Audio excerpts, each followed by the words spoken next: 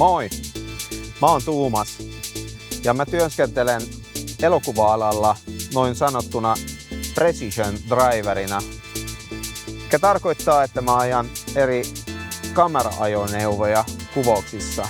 Kaikki alkoi siitä, että mä rakensin Suomen ensimmäinen kamerakraana-auton, koska mä haluaisin yhdistää mun kaksi intohimoa, autot ja elokuvat.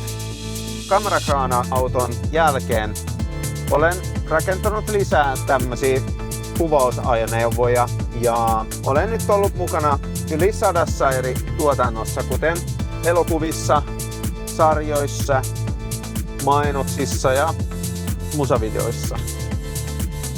Mutta vaikka mun työ liittyy ajoneuvoihin, se on silti pyörinyt enemmän kameroiden ympärillä. Ja mä oon pitkään halunnut, että autoilla on isompi rooli mun elämässä. Mä toivon, että tää kanava tulee mahdollistaa se.